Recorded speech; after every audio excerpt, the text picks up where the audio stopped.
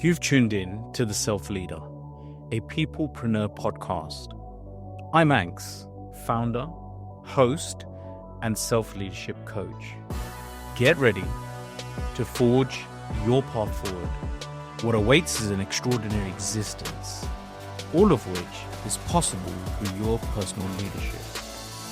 What if you were the reason for the change? Imagine the legacy you leave behind. The world needs you more than ever. There's a peoplepreneur in you. And so it's time to take the lead. Your self-leadership begins right now. Hey self-leaders, it's great to be with you. I trust that you're owning into your self-leadership. And I wanted to add a little oomph into it. A special guest joins us, and it's the first time for this podcast. Our guest sets the tone of what the embodiment of Peoplepreneur looks like. I sit down with Chris Desai. Now, if you don't know Chris, then buckle up. Let me share a little bit about him.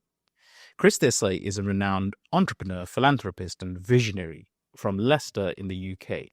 Known as the Rottweiler of Conservation, from humble beginnings, he's become the powerful force for change, making groundbreaking contributions to sustainability through his organic fashion luxury brand, Vayu.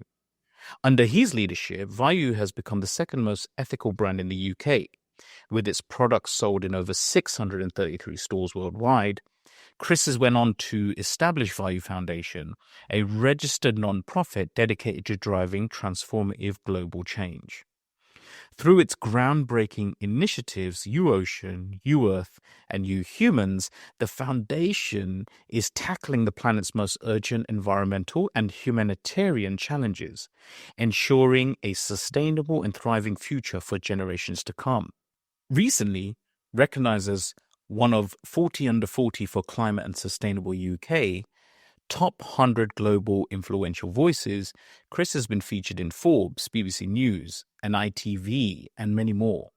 He is an Earthshot Prize nominee and BBC Make a Difference Award winner for Best Green Initiative.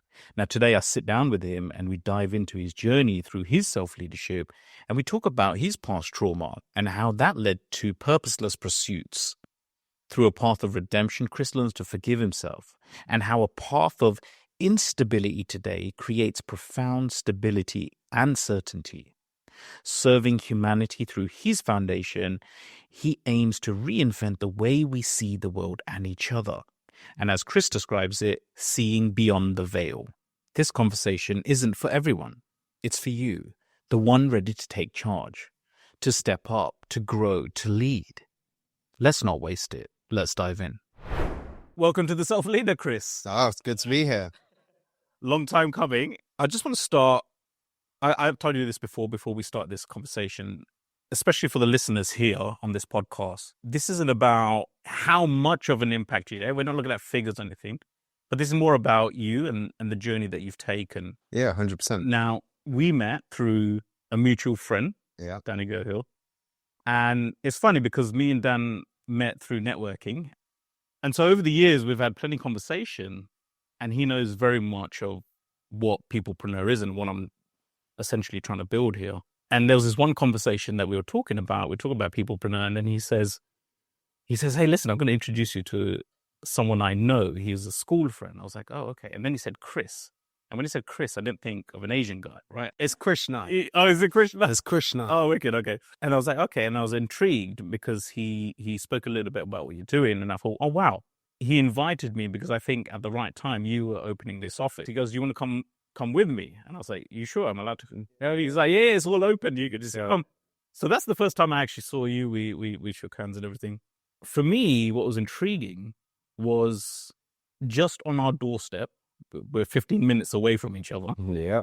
Is someone who I feel is really reflective of what Peoplepreneur is and what I'm trying to build here. Hence the reason for this podcast conversation. Now, this might be one of many series of conversations. There's not so much we can all jump into right now. But you have this 2050 goal with 3 projects under Vayu Foundation. Can you just briefly speak on those 3 things? Yeah, sure. U-Ocean, U-Earth, and You Human now, which is a new one. Yeah. So the Vayu Foundation is the main body, the registered charity, and it has 3 projects. So Ocean is basically about ocean conservation. We got a specific focus on ocean plastics and working with minority and stigmatized communities to remove those plastics. Earth then is the land conservation, the green side. So we've already got blue. This is the green side. So this is on our own farm. So we started off doing it on parks. We started off doing it in the city centre, and it was about rewilding and also looking at the human connection to nature, and that when we realize that the planet is sick because humans are sick, it's as simple as that. We've lost that divine connection. We've lost that connection that we are part of the planet and the planet is part of us. So UF is all about that. So on the farm, we do tree planting, food growing, meditation, mindfulness, yoga, hypnotherapy, things like that. A lot of holistic wellness. So our title is Connecting People and Planet. And then You Humans, which we've only launched this Tuesday, I believe it was. So yesterday, day before. Yeah, when I seen the post, you put You Humans, I was like, oh man, this is like a trio going on. You Humans is then the missing key to all of this, and it's about humanity. We've got a specific focus on women and children.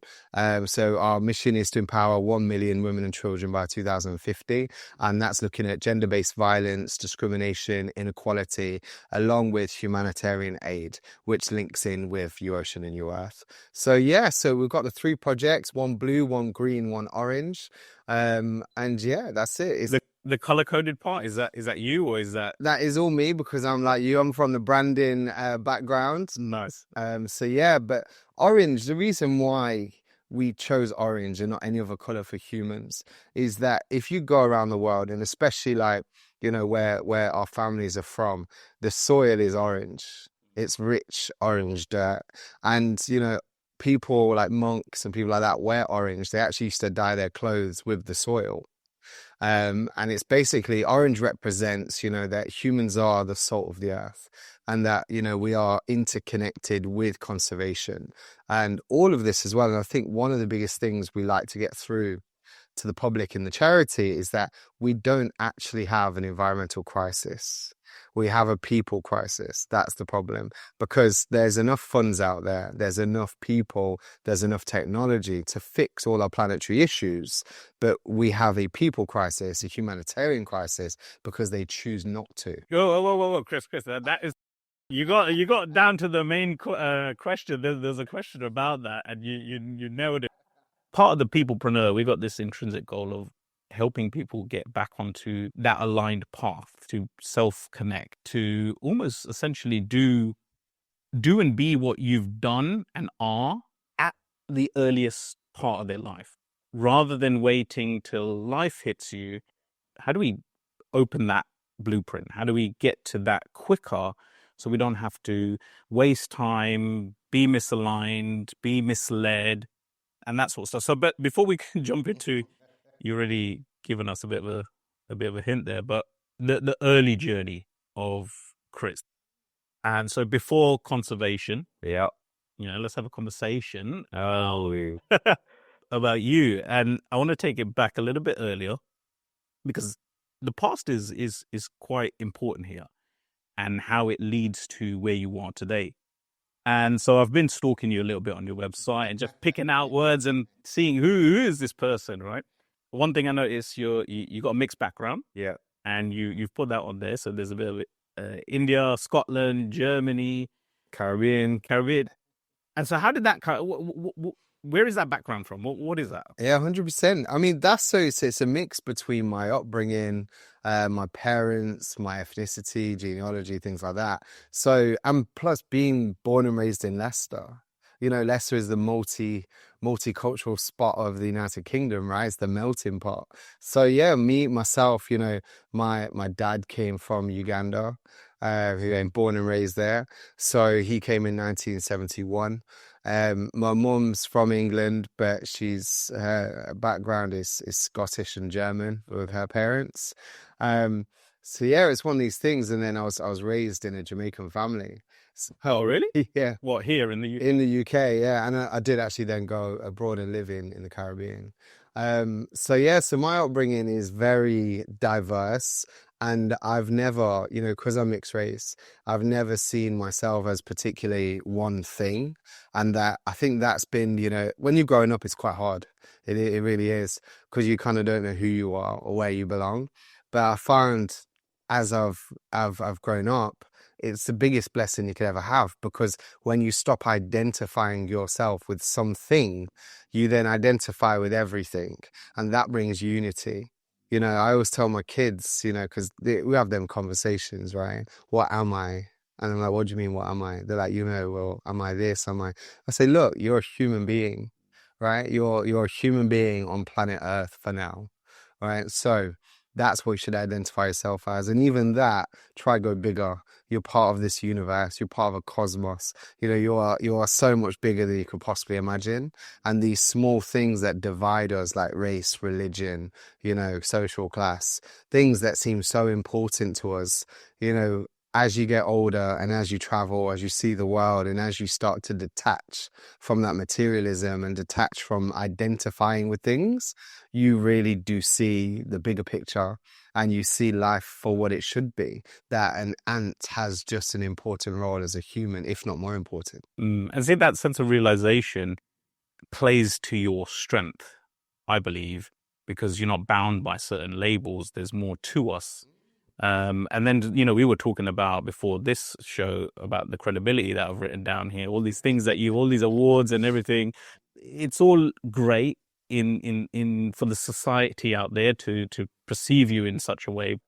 All right. So what was your relationship like with, I know you said your dad passed, my dad passed 4 months ago, but what was that relationship like growing up with family, with your parents? Yeah, it was the truth is, and I think people like to cherry coat and sugar things. Tell me the honest truth. Yeah, my dad was an 11-year-old boy coming out of a war zone and being forcefully removed from his country due to his ethnicity. So you got to take that as the base of this conversation, because a lot of people, they base their ideas and opinions and ideology on what's happened to them. But what's happened to them is very much based on what's happened to that person that has done that. So, for me and my dad, we had a very volatile relationship. It wasn't the best in that respect. So it was very much that, he was probably one of the most funniest people I've ever met in my life. As in, he was charming, he was funny. I think there's a lot of traits that, potentially I have that I feel have kind of came from him in that respect on the good side. But at the same time, he had the complete lack of empathy for anyone or anything, because he was coming from a place of trauma. He had no stability growing up. His parents weren't particularly nice to him.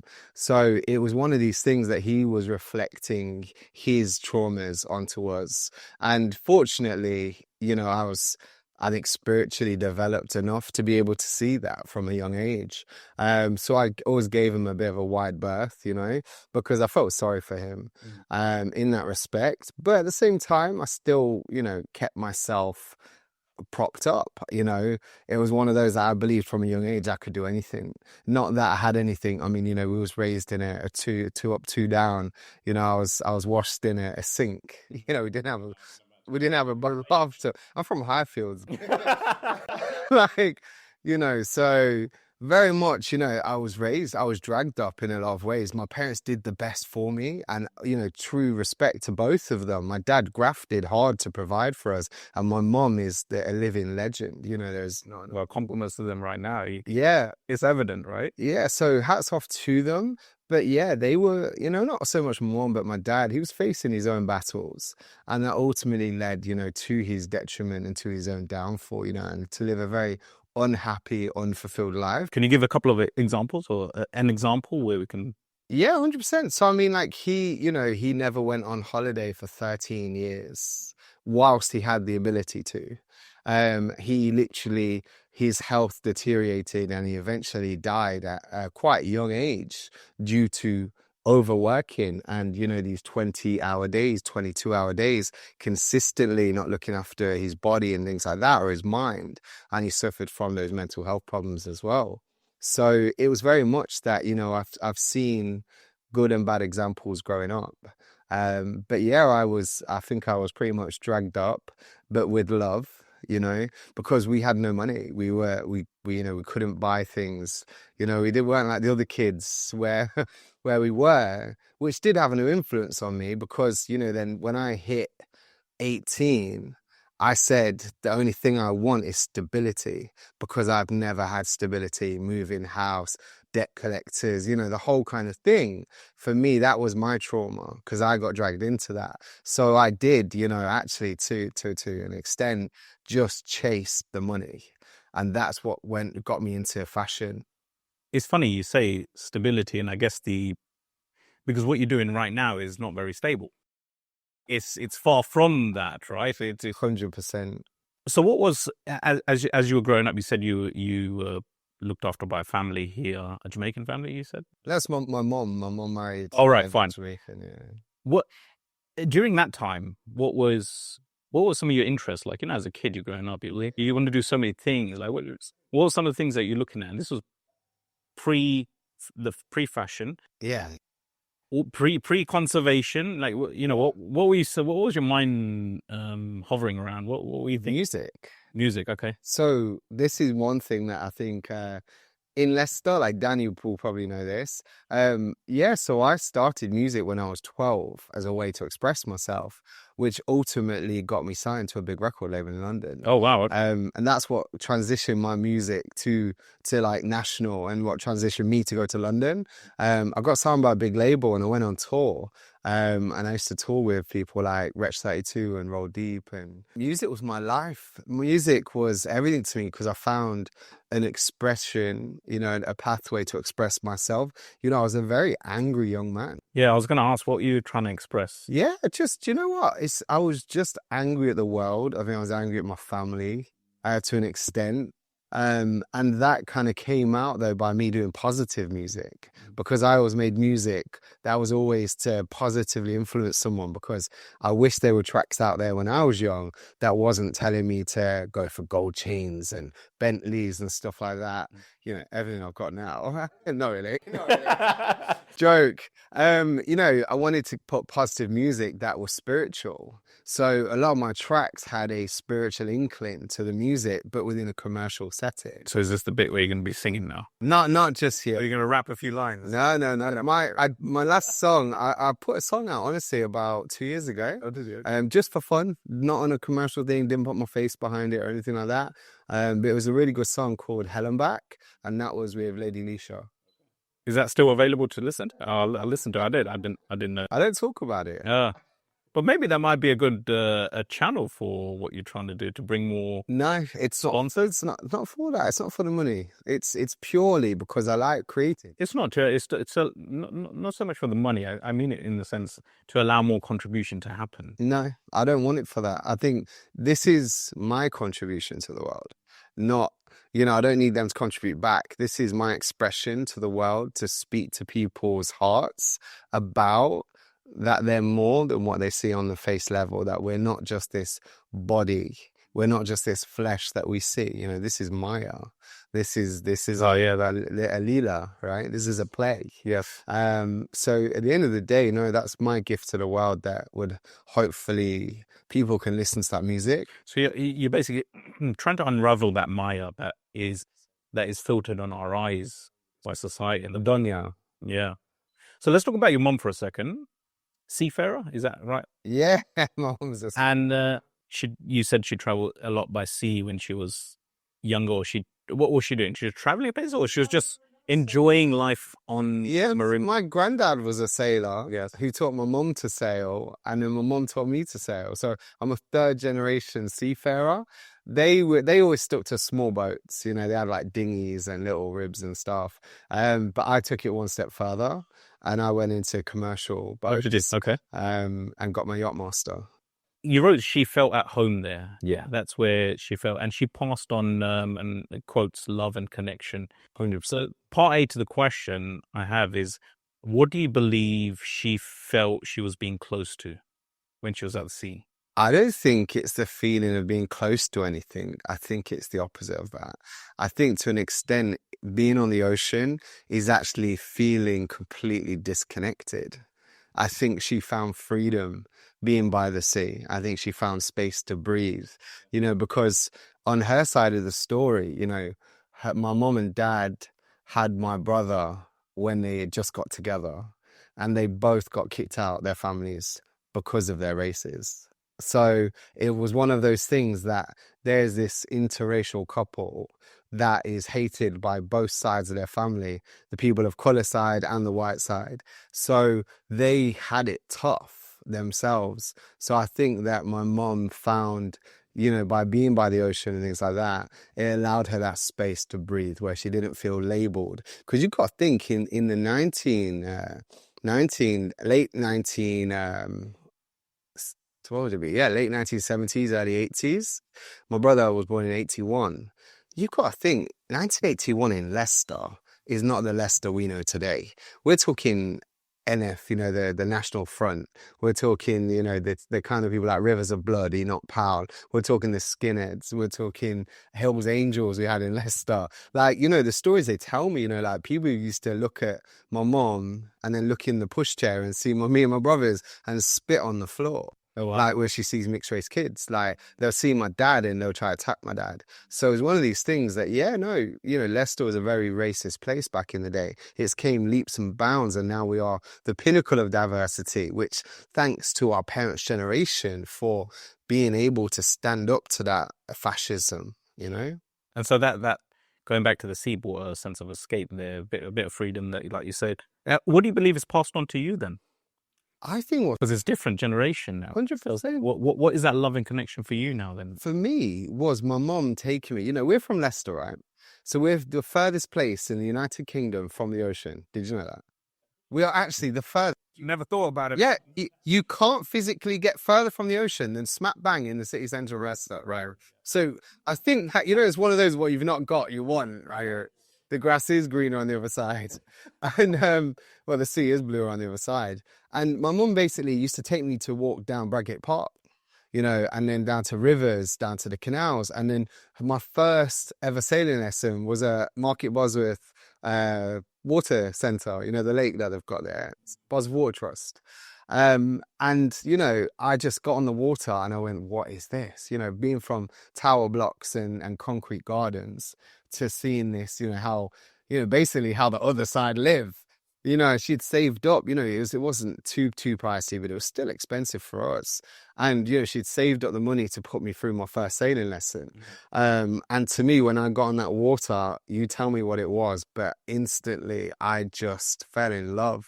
The weightlessness, the freedom, the control and the lack of control you have, when the wind's in your sails and it's pushing that boat faster and faster. And it's like, so you're out of control, but with a bit of left and right, you can control that. And I like the fact that you could harness nature to benefit you.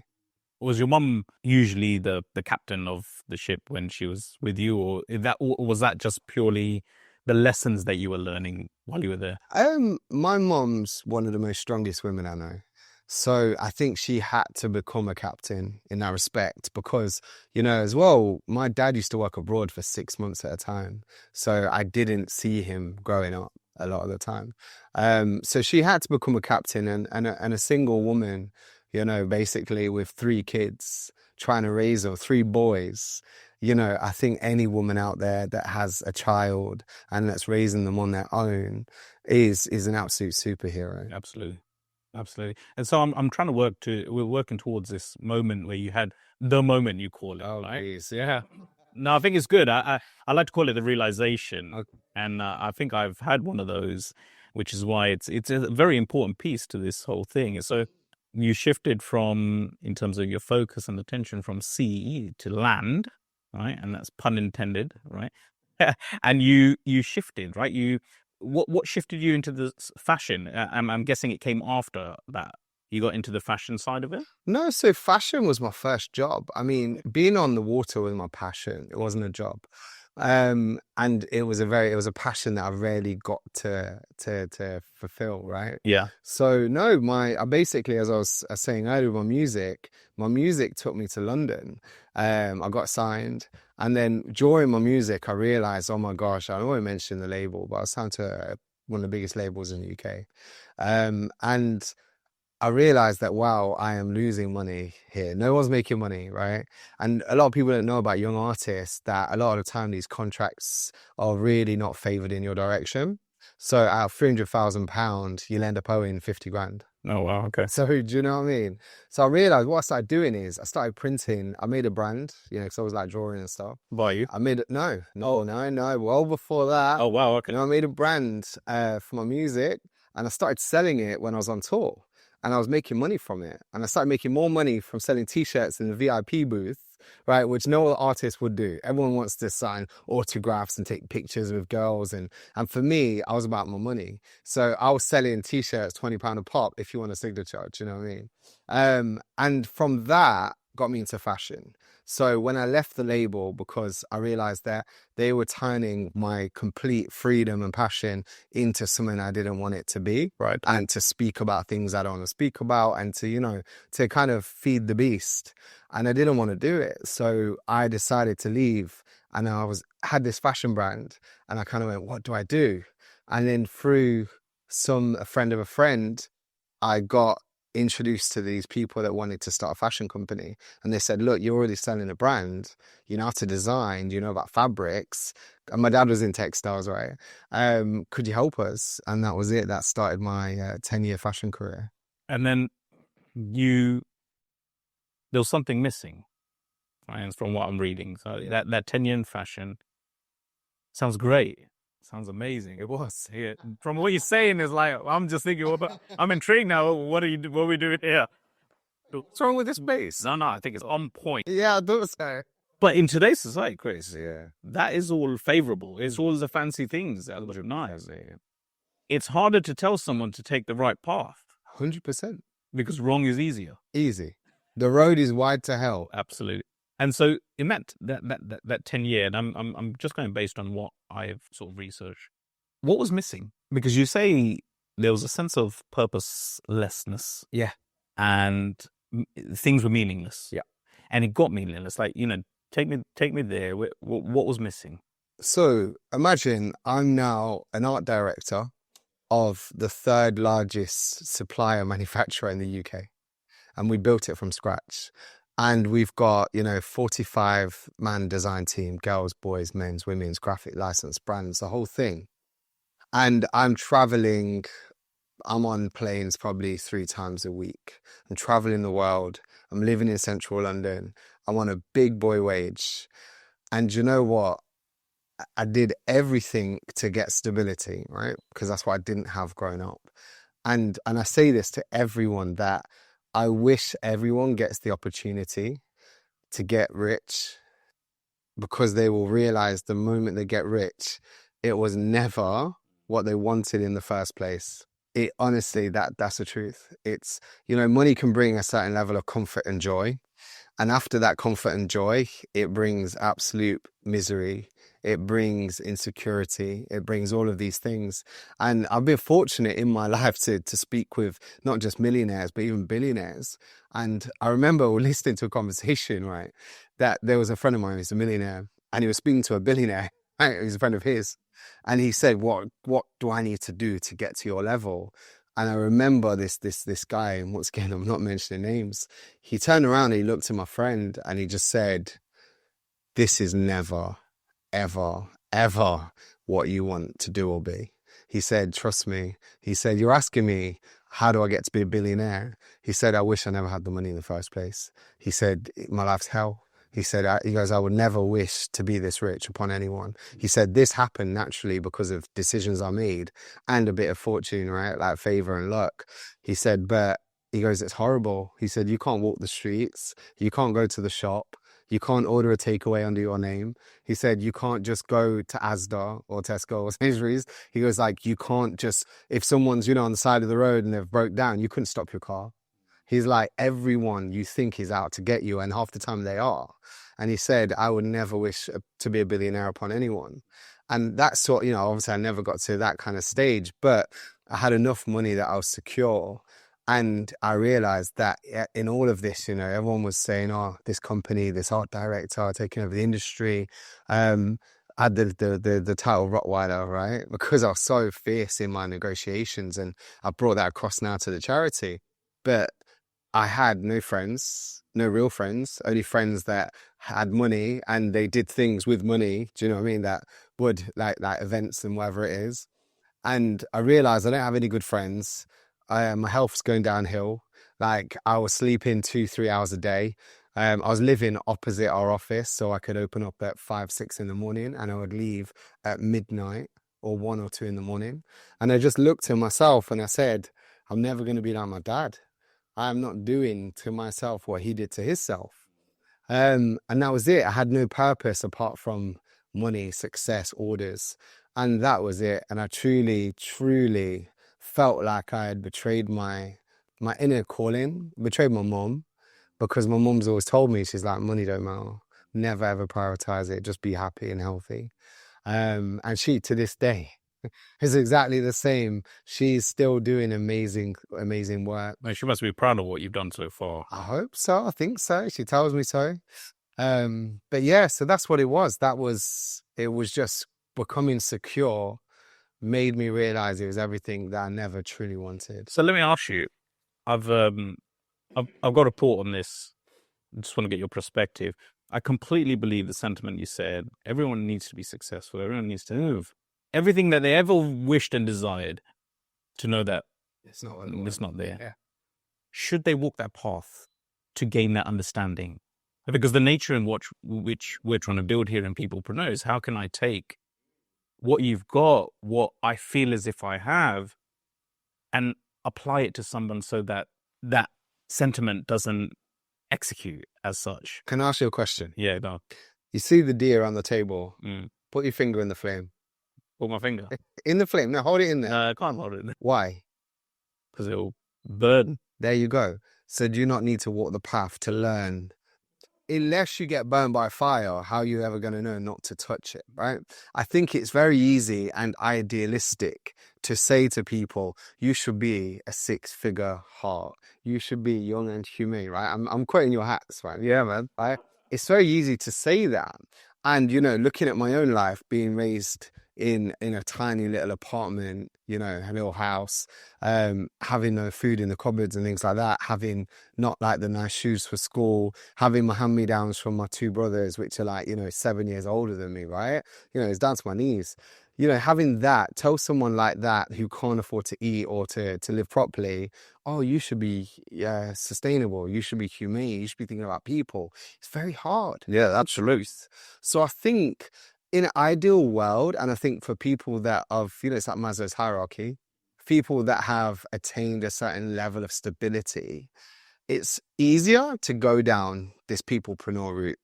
I think you have a challenge to get people that have nothing into that mentality, because they're not thinking about being good. They're thinking about eating. I'm right there in that, what you just said. Yeah. I am there. Exactly. So it's hard. And I think you've got examples like yourself, exceptional examples like yourself, that have made that decision. But the thing is as well, you've not made that decision at 16 years old, 18 years old, right? You're a little bit mature. I'm not going to say your age, but right, I don't know. Hey, it takes a bit of years and a bit of seeing the world. And I know you've seen hardship. I know you've seen good things, right? And you've seen the whole thing, having children, things like that. You have to go through life to really understand what matters first. So as much as, I think it would be nice for people to realize that. I think the younger generation are better human beings than us. I'm just going to say it. I think they are, I speak to my kids daily, and some of the stuff they say, I'm just like, wow. Like, I never, ever would have said something like that or thought like that. But the fact is, they can say that. But they are you. They are. But I wasn't always like that, right? That's the truth. I'm not trying to be no Gandhi here. Like, they call me the Rottweiler for a reason. I'm not trying to say I'm good by any means, right? I'm just doing a thing that feels right, So no, I think the young generation will find it easier to be a peoplepreneur. I think our generation will go two ways. They'll, either continue hustling for the rest of their life to get stability, or they'll get stability and then come to realization. That's the whole point, isn't it? Which is what I did, and that's the truth. I don't even want to lie and say I did this off nothing. No, I started a business and scaled Vayu to 600 shops, became the second most ethical brand in the UK before I decided to make that better decision. And that's the truth, because I wasn't thinking of that. I was still living in trauma from my childhood, from even my teens. I was still thinking, how do I pay my direct debits? How do I keep my heating on?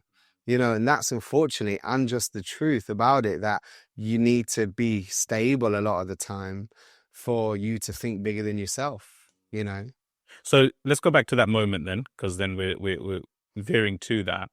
You had a sense of realization. You call it moment, I'll call it realization. I felt as if I've had one of those as well. And everything that you just said in terms of what you felt you missed or you lacked when you were in 10 years in fashion and music, the way I like to see it is, it's not so much we are lost or at the bottom of the pit. It's almost that further away from all the distractions, all the things that are going to constantly keep being in our face, in our mind. And we're pulled so far back that there's nothing around us. And it's at that point, I believe, is when I call it like our human antenna is the highest. And it's able to pick up the signals. Yeah. And that is the realization. And you take us through that moment where you say on the website, you say you're back at the sea. Yeah. Like, what happened? What happened? So I left. Because I want everyone to have that moment. Like, what does it take, right? It's through God's grace. That's honestly, I'm going to be honest here. This, like hard, man. Yeah. This is, for me, it's a spiritual journey. And that I just left the fashion industry. I left my perfect job, my perfect position in a perfect city. In quotes, right? Yeah. But to the world, it was really, honestly. So I left all of that because I started to feel, like I said, I was not being true to myself. And plus, from my upbringing, I love nature. I love being on the water. I love, being creative. And everything that I was doing in my job was damaging the planet, being less creative, and just limiting myself. And I got to the point where I felt like a hypocrite. And I think that's really important to note, because, I'm not that prideful that I won't say it. I was a hypocrite, because how can I say I love the planet and I'm producing 2 million t-shirts a month, dyeing their rivers blue, green, microplastics, unethical stuff, So at the end of the day, I realized I was a hypocrite for the company I was working with. It wasn't my company. I was working for them. But at the same time, to realize that was the first step. So I left the job, came back to my home, Leicester. I was living in central London. And I went to the pub with a friend of mine. That's the truth. That's with my cousin, but a good friend. And they just said to me, when them divine interventions, they could see it. They could see it on my face. And they went, Chris, like, you've made it. What? Like, you have made it, right? Like, I don't understand why you moping on the table here. They were like, take a reality check around Leicester. Look around your friends, family. What you've done is 10 times more than a lot of people. So why are you acting so sad? Are you having like a midlife crisis? And I explained it to them, and they suggested, because of their career pathway, they said, I've got a great idea for you. And I said, what's that? They said, I've got a way for you to go onto the water, to go onto a boat. And I just went, boat? And I've not been on a boat at this point, right? It's funny how life aligns, isn't it? 7 years now. In the 7 years, 8 years, I'd not been on the water like that. And I just went, tell me. And they gave me the pathway to get down to this thing. And that was it. I packed my bags the next day, and I was on trains into London, to Southampton.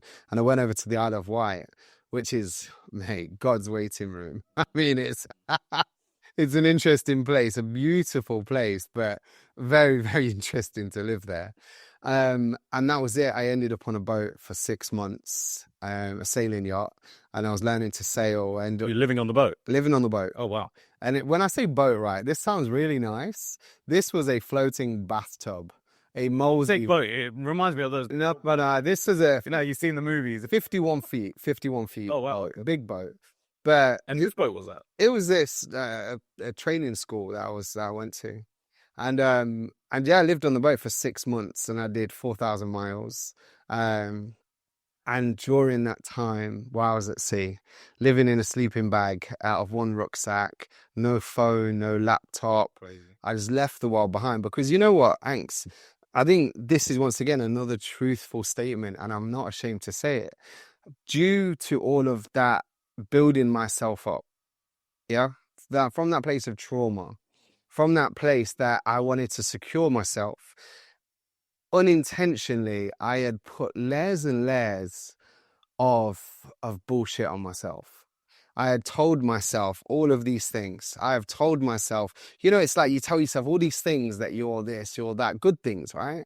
But, egotistical things. You have built yourself up mentally that, you want to be so far away from what you came from that I was, I barely didn't recognize myself.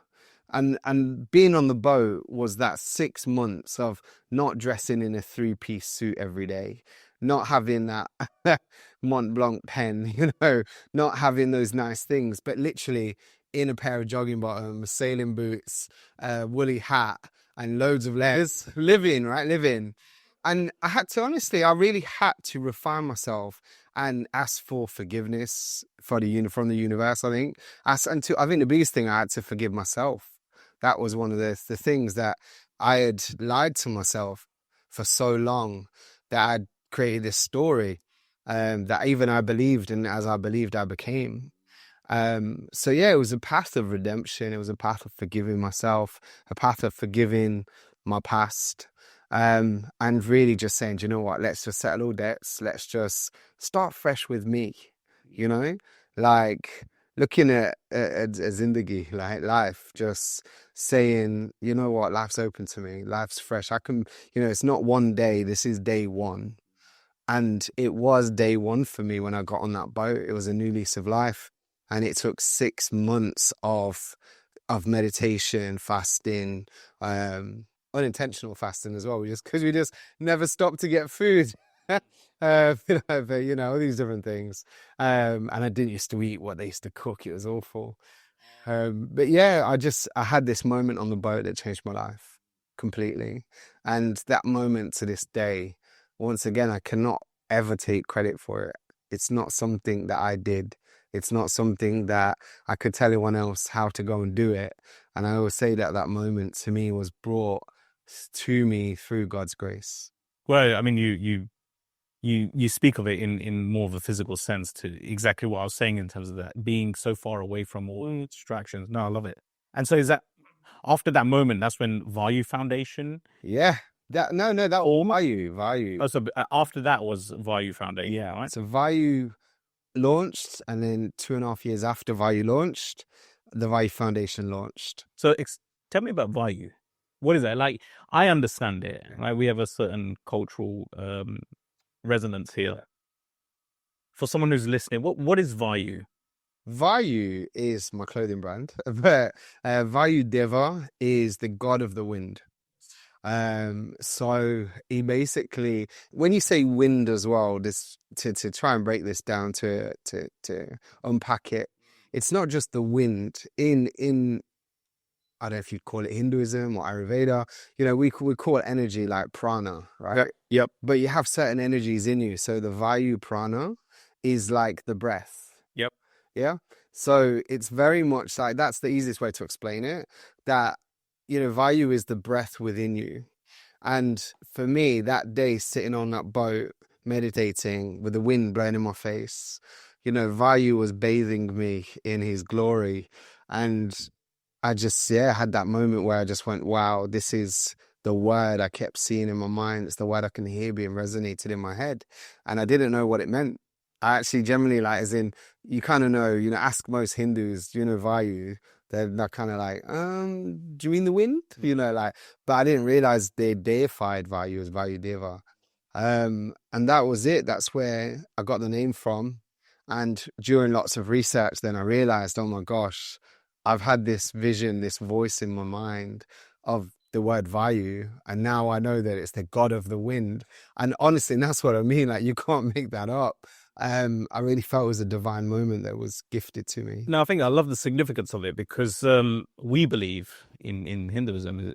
Well, I mean, without Vayu, you wouldn't be able to breathe. 100%. It's part of the 5 elements, right? Air is one of the elements that we.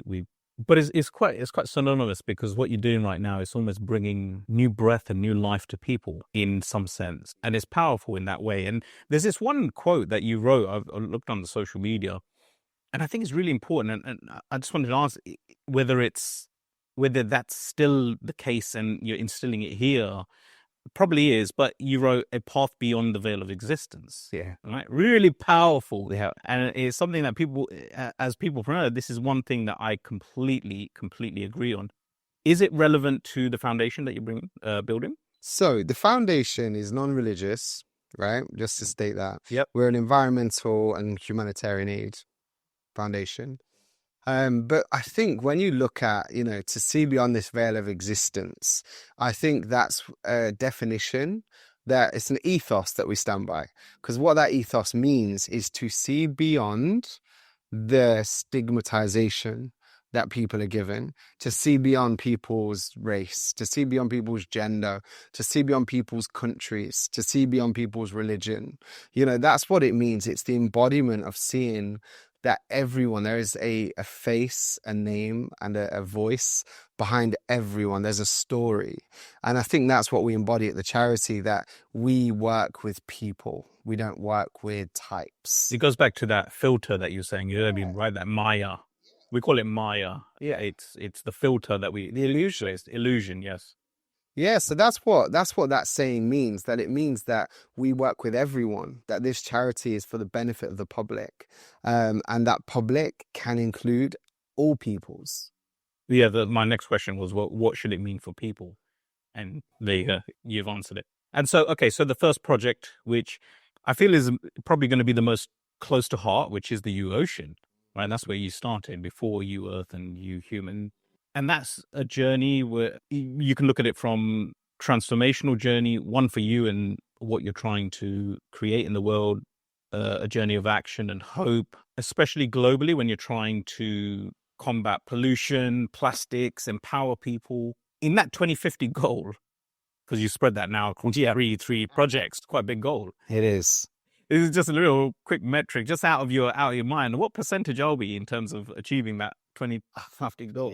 We've got an awful long way to go. Yeah, I think, and this is off the top of my head, I think it doesn't have to be a route. No. We've removed around 4.1 billion bottles worth of plastic. Okay. Which I believe. What does that look like as a percentage? It's about 0.2 of a. We got some work. 0.2 of a 1%. Yeah. Like the scale of devastation in our oceans is unfathomable. So no, we have. You think if you said to someone, my organization's removed 4 billion bottles worth of plastic, right? That sounds like something to celebrate.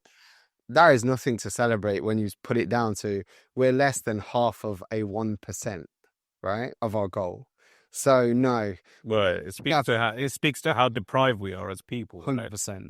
Okay, and then so can you just quickly share some of the impact that you've made with U Ocean? Yeah, 100%. As a top line statement, we've got 33 sites around the world, and that ranges all the way from chapters, from Indonesia to India to Malawi to Kenya, to St. Lucia to England to Sweden, Italy, all over. So 33 sites. We work now with about 7,000 people, 7,000 volunteers. We've removed a huge amount of plastic from rivers, canals and beaches. ways to make that conservation accessible. We work with a lot of minority and stigmatized groups as well as the general public. We've worked with refugees, new arrivals. We've conducted training for paddy open waters, getting people, just got a boat 2 months ago, right? 3 months ago. Yeah, I've seen that. So we're going to be getting people out on boats and teaching boat skills. So yeah, U-Ocean is, and we've also put river barriers into Indonesia as well. So we are full speed ahead. Powerful, man. And so it reminds me of especially the fact that the percentage of what you've completed so far is marginal. It reminds me of a quote. Somebody said it that I remember. It's a Rebaic saying, and it says something like, "Never be afraid of work that has no end." 100%. And that's also a Buddhist saying, by the way. Oh, is it? Yeah. Or maybe I can't find the source over. Right, but it is. It's shared across the Middle East and Buddhism. Yeah. Powerful, and it gets me excited. 100%. You know, you gotta be a certain characteristic to get excited about work that has no end. You gotta be crazy. But speaking on that, something like U-Ocean as a starting point, it requires some leap of faith to create such a change like this that you want to create. Has there ever been an internal battle? Because I know there is for me when I'm trying to build people. No, you know, we don't see it every day. You day in, day out, you're grinding between that internal battle between, you know, purpose and comfort. 100%. I mean, it's a daily battle, right? Yeah. I mean, I think a lot of people seem to see the human embodiment as, you know what? I've created that habit. It's done, like finished, right? Good or bad. And it's not true. It's like love. It's like anything that we do. Love has to be given daily. Love has to be won daily. All these different things, right? It's a constant thing that every day is a battle, because you're waking up and you're looking at a progressively worse world, you know, whether it's forest fires like right now in California, right, in LA, whether it's looking at oil tankers that have slipped over near, you know, around the coast of Africa and polluting everything, whether it's heavy metals, chemicals, you know, fish stocks being depleted, plastic going in, more poverty. You're seeing all of these things. So it's a daily battle that, you know what, you think to yourself, wow, like the world really, you know, and let's be frank here, right? You know, the world is going to shit if you see it on a news perspective. If you read the news, you'll think we're all going to hell. But thank God, and luckily, I live in an environment and a community that I see hope. I see every day people, you know, a reminder. Are being impacted positively. I see school kids, you know, making things out of ocean plastics and writing letters to their politicians. You know, I see all of these things. I see trees being planted. I see people having, you know, people have had mental health issues, you know, recovering. I see people being employed. I see litter being taken off our beaches and oceans. I see, you know, communities gathering together. I see people like yourself sitting here creating positive change. So to me, every day is a battle, and I wouldn't lie and say it's not. Of course it is. But when you're as like bagel as we are, well, crazy as we are, I don't think you ever even see it as a choice.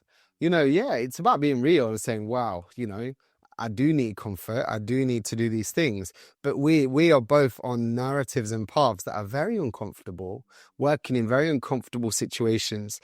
And do you know what? The best way that I always say is just be consistent. You know, and that's why for me, I've already made these vows. I'm doing this for the rest of my life.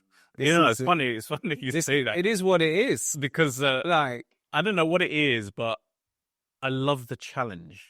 I don't know why. I would just want to say, just challenge me. Yeah. Just challenge. Not like you can't do. Not like, oh, you can't do that. Yeah. That's not a challenge. What I mean by is when I go out and do something, doubt me. Yeah, 100%. Because I love it. Yeah. And it's not because it's one of those things where I'm saying, well, I'm overcoming that. That's not the point. I don't know. I thrive in challenge. Yeah. Yeah, 100%. And I think you can attest to this. 100%. I think we, as a human race, I think that actually we've evolved by challenging situations. That's what's made us so successful, right? You know, we used to live in caves and it was challenging because it was cold. There wasn't these things. There was predators. So what did we do? From that challenge, we built houses. Okay, now we're in these houses, how do we warm that house? Oh, okay, so the challenge made heating. Then food was always scarce. So what did we do? We start farming, so it's regular, right? Challenges create excellence a lot of the time, with the right support, with the community, with, parenting, whatever it may be. But challenge, I think, is good because it sharpens the blade. No, I love that because the way in which I teach how someone connects to their purpose is through challenge. 100%. And because without a challenge, there is no purpose. On your website, it says, I've got a quote here, and I think it's a really powerful quote. It stands true to really who you are, Chris.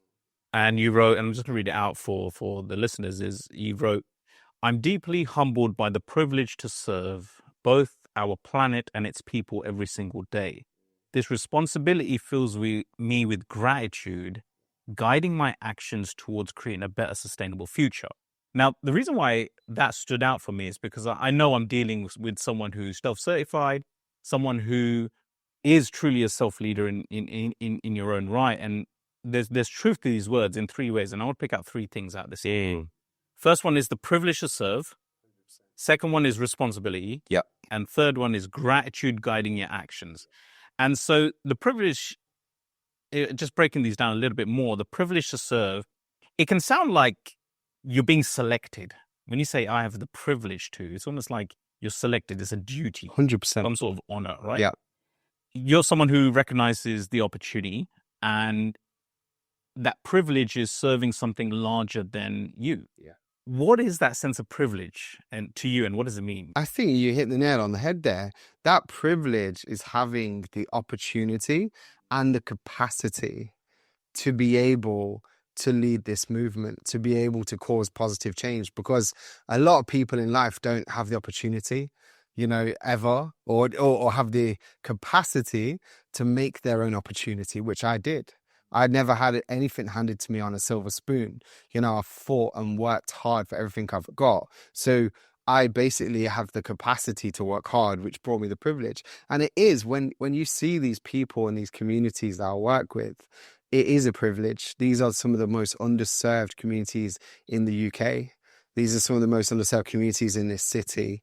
And for me to work with them, I generally feel honored that actually I get to be involved in their lives, that I get to, and I wouldn't say help because I don't like the word help.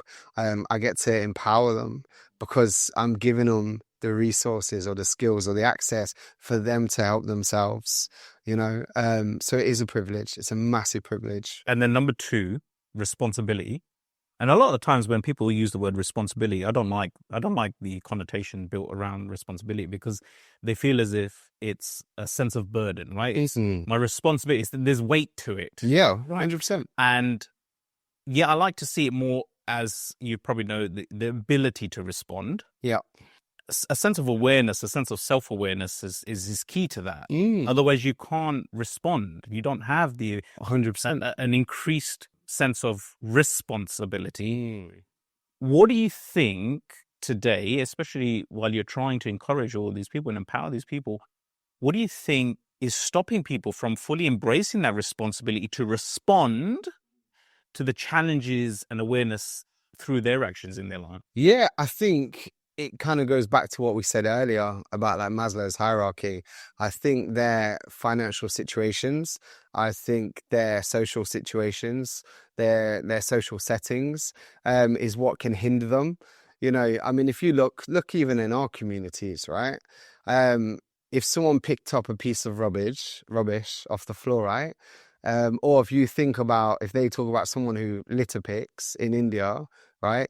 Automatically it's given a stigmatization. It's like shedim nahi lagi, like have you got no shame, because picking up litter is seen as a low thing to do. So I think that we've got to break these stigmas around looking after our planet. And I think we've got to also, even in job creation, eco job creation, green job creation, that a lot of the time parents of different cultures and families will say, get a proper job. Accountant, doctor, lawyer, whatever it may be, IT, whatever.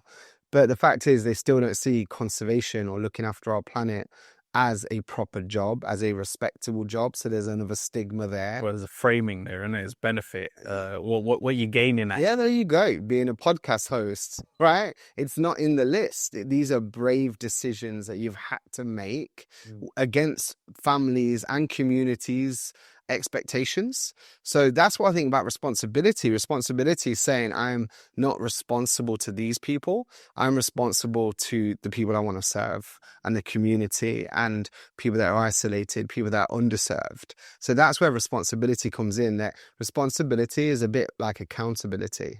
I think you can change the words there. Yeah. Much better word. I completely agree. And then the last one, gratitude. A lot of the time, gratitude, I see gratitude today, I was all about passive gratitude, right? It's passive gratification. Like, I'm grateful. And we have to, you see people say you need to write all this gratification down. And I think it's missing a real Get more money. Well, it's missing a piece. They seem like, let me just put these spells in. I'm grateful, but I do nothing about it. Yeah. And so the key piece there, when you said the gratitude guides my actions, that gratitude needs to have a third piece, which is action. 100%. And without action, because you're making active, right? And the contribution that you're making, not just you, Chris, but anybody, is gratitude in action. Yeah. And if there is no action, there is no gratitude. Gratitude. It's all airy-fairy stuff. 100%. You know? What is the gratification that you feel from the work that you're doing and you're investing in, especially when it's directed with the impact and, in the environment and the people? I think the gratification, it comes from a sense of awareness.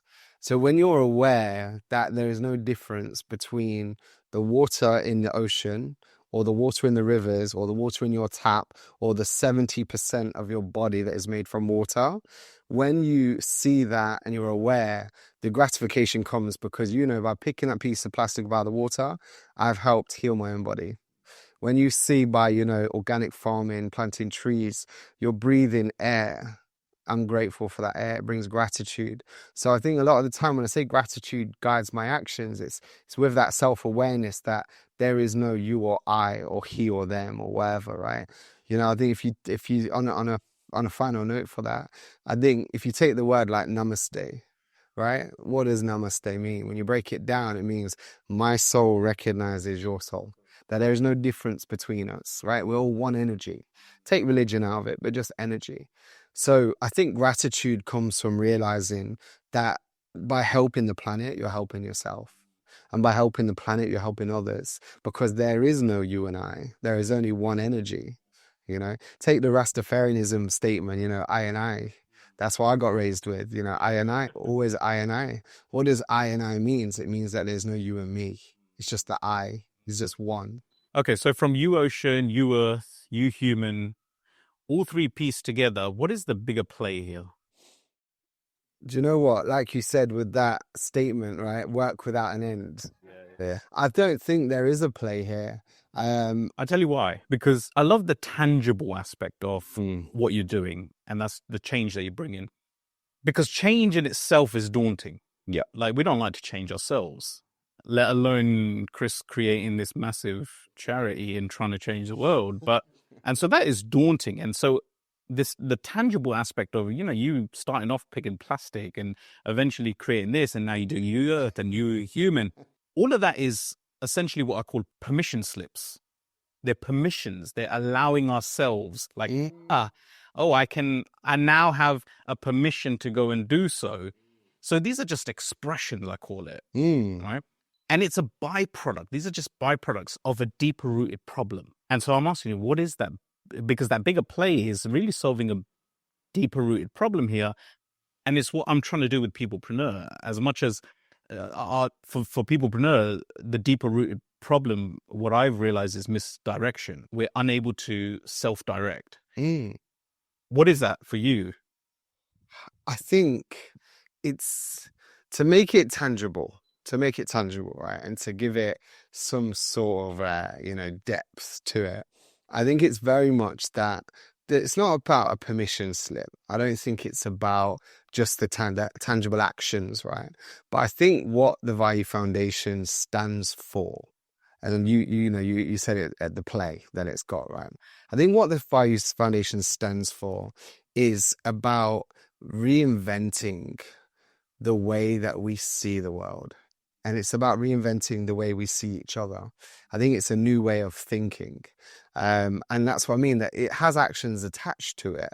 But if you take it right back, it's to see beyond the veil. It's to reach beyond the veil, right? It's to see beyond this existence and to see that all of these things that, are issues or problems can be solved. All of these things in the future, and I don't think they're issues as per se, they can be called challenges. These challenges can be addressed.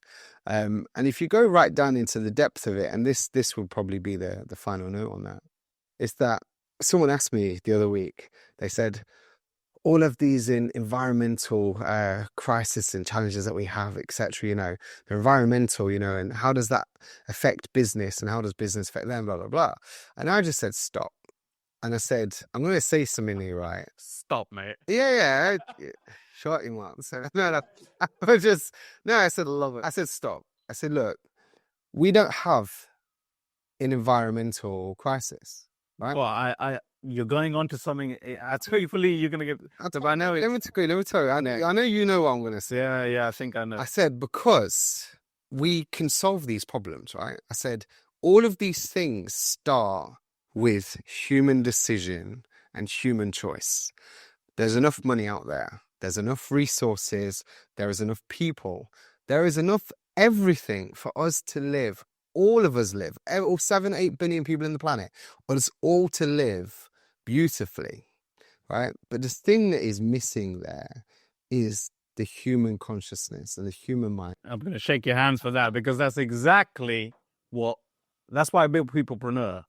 100%. Because it doesn't matter about climate change. It doesn't matter about environmental as long as all of that is solvable, but you solve the person.